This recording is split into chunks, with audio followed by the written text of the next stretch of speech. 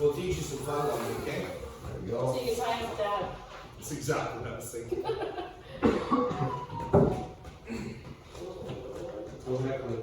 No heckling? Yeah, no heckling. Well, if they... I'm just scared that I Alrighty. or something on my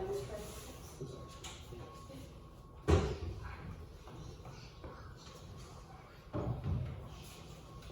Welcome to Ropes and Knots. This class is just a refresher course designed to help out people who've already learned the lesson but need a refresher on it. So I can see everyone's looking pretty cheerful this morning, so it's going to be a good class. Just to let you know you're being recorded. So if anyone's got any objections, yeah. Sucks to suck. Yes, yeah. Anyway, today, we'll be going over ropes and knots. All your ropes have already been set out for you in front of you here. So everyone's got a prop, everyone's got a lesson plan, with pictures and student notes set out in front of them. So we're ready to begin. So the purpose of this lesson is intended for the student to be able to apply the basic use of ropes and knots following the lesson plan set forth by the instructor, so me. The training objective: at the end of the lesson, the student will be able to achieve the following lesson in accordance with the information received in the class. Throughout this lesson, just a little summary. We're going to be comparing the basic characteristics between life safety rope and utility rope. We're going to be summarizing the basic guidelines of rope maintenance. We're going to be describing the parts of a rope and the considerations when tying a knot. We're going to learn how to tie a clove hitch, figure eight on a bike, figure eight follow through. We're going to learn the basics of hoisting chainsaws, and then at the practical evaluation, we'll also be learning the basics of hoisting a roof ladder and a pick pole. So, Anyway. So, characteristics between a life safety rope and utility rope. Life safety rope is designed to be used only for rescue and other emergency operations. It's also used to raise, lower, or support other firefighters during training exercises as well. A life safety rope should not be used in utility operations. It also must conform with NFPA 1983 standard on life safety rope and equipment for emergency services. Utility rope can be used to hoist equipment, secure unstable objects, or cordon off an area. No standards have been set forth for utility rope applications. It's important to regularly inspect it for damage. So that's the characteristics between life safety and utility rope. The next section of this lesson will be basic guidelines for rope maintenance. And so everyone's got the ropes in front of them. It's always important to inspect all types of rope after each use. Unused ropes should be inspected at least once annually, so once a year.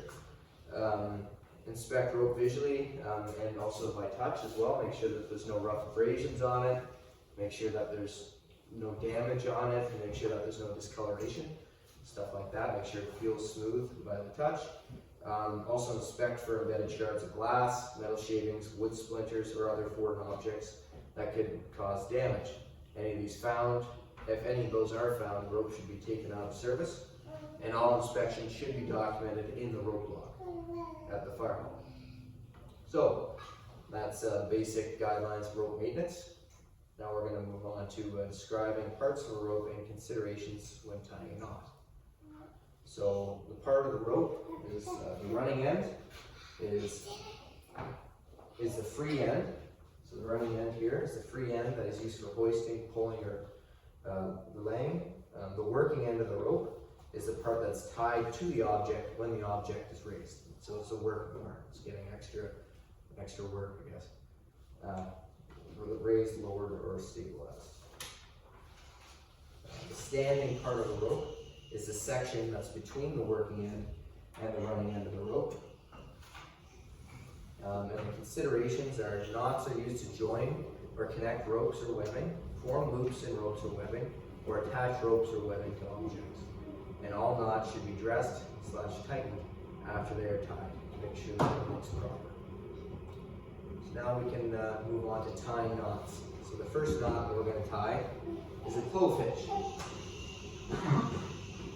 So tying a clove hitch is used for securing ropes to an object, such as a pole or a hose line, something like that. And there's two ways you can do it.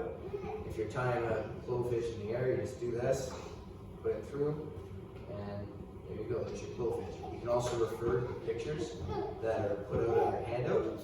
So now I'll go around the classroom and everyone can practice tying the clove hitch. Alright, Chief, you're up first.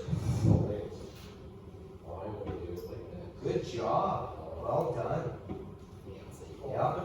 And you always got to make sure that the knot is properly dressed at the end. Chief did a good job there, making sure that everything's looking good. Alright, Lieutenant Seller, let's I have a question. Yes, you have a question? Yes. Okay. Is it hitch or not? Is it hitch knot? No, it's not. So what else do you have to do to the knot to dress it? Well, you got to make sure that it matches the description on the picture in front of you. That's what you have to do. So let's see that. Let's see your knot there, Lieutenant Seller. Oh, well done. It looks great. Just make sure that it's always tight and dressed, and that's good. And also, clove hitches, when they're repeatedly loaded and unloaded, they can fail, so they're not used in life safety applications. So when you're tying a clove hitch, you always got to make sure that you add an overhand safety knot in afterward to make sure that the running end of the rope that we just discussed does not slip through the knot. All right, firefighter Colin, let's see you give her a shot. Look at that! He's done that once or twice. Good job. Doesn't even need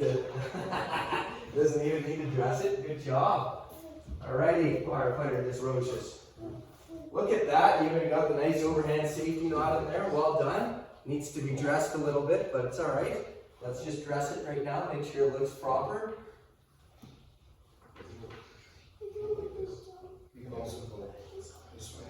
And then Perfect job, perfect job. Everyone did very well at that. as long as you feed it. Alrighty. So the next thing we're going to do is we're going to learn how to tie a figure eight. Now figure eights are the foundation knot for the entire family of figure eight knots. It can be used as a stopper knot as well. So instead of an overhand safety knot, you can also use a figure eight as a stopper knot. So the rope will not pass through a rescue pulley or slip out of a rope band. So tie a figure eight, spin her twice, slip it through, and that is a perfect figure eight. As instructors. It is very important to make sure that these are dressed properly because there's a lot of error or room for error when tying figure eight. All right, Chief. Oh, look at that. Perfect. Very good job. Lieutenant. Oh, good job. Perfect. So that can also be used. Look at that. It's like you guys have done this before. That one needs a little bit of dressing, but well done. Well done. Alrighty. Alright, yeah. Looks good. Yeah. I'm using webbing. No, it's good. It's good. I'm leaving It's it good. separated so you can see better. It's good. Perfect. Yep. Alright, on to the next one. We're gonna expand our figure eight knowledge, and we're gonna tie a figure eight on a bike now, as you can see in your lesson plan. And also, when we're tying every single one of these knots, there's also pictures in the lesson plan for your reference as well if anyone's having trouble. So to tie a figure eight on a bite, again around twice, up and through. And it's very important that you make sure that these knots are dressed as well. A figure eight on a bite can be used for life safety applications.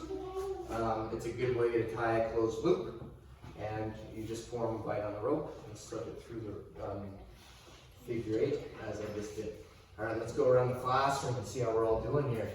Oh, good. Chief is dressing his figure eight on the bite.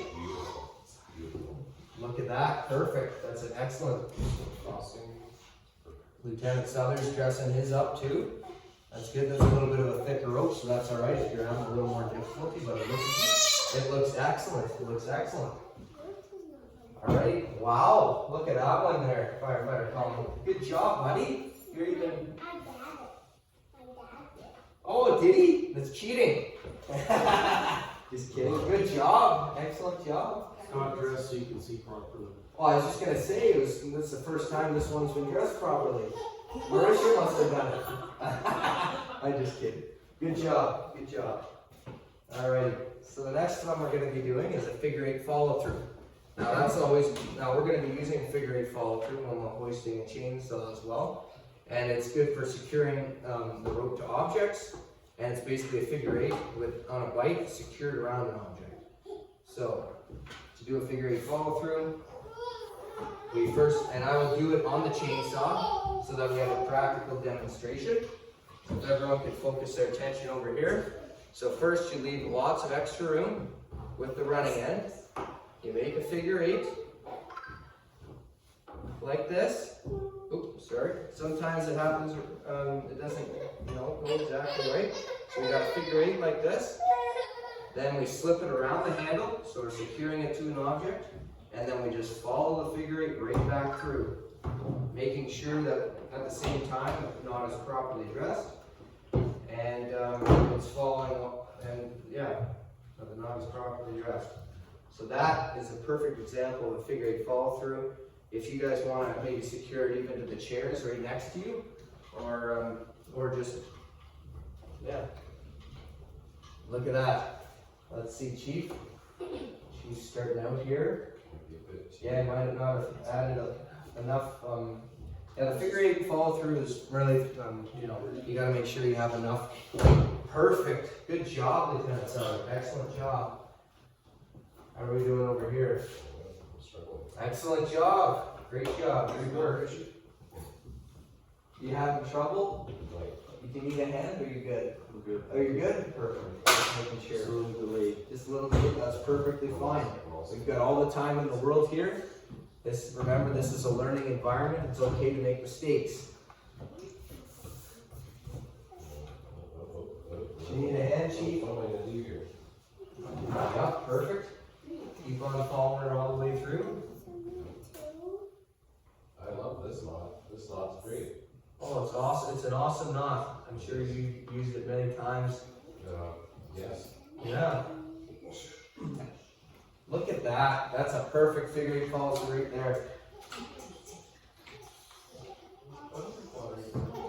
Excellent. Now, does anyone have any questions so far as we're going through the lesson? Is anyone not grasping any of the concepts all right? Or are we free to move on?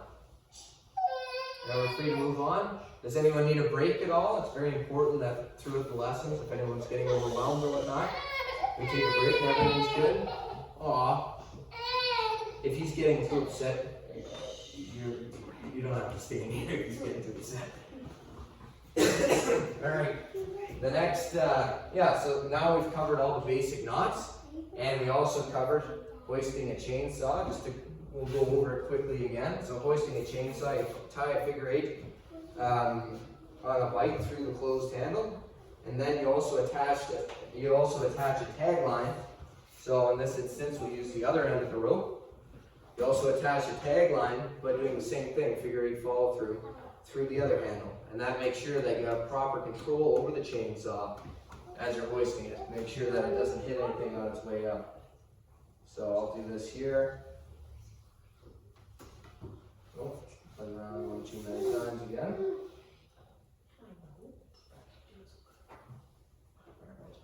So there's my figure 8 following through. And if anyone needs to come up here to take a closer look, they're more than welcome to if they're not grasping the concept at all.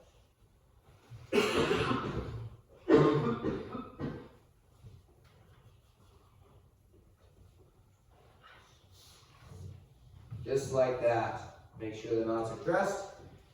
And that's your tag line and hoist line. Alright. Now the next two are hoisting a roof ladder and hoisting a pipe. Yes? Where do we tie the knot? Does it matter on the chainsaw?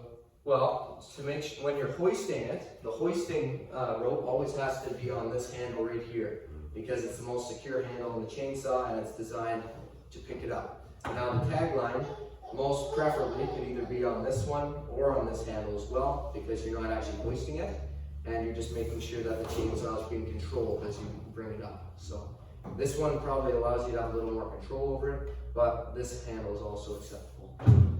Any other questions? No? Alright. So yeah, hoisting a roof ladder and a pike pole I'll do a visual representation for you outside before we have our application test. But when you're hoisting a roof ladder,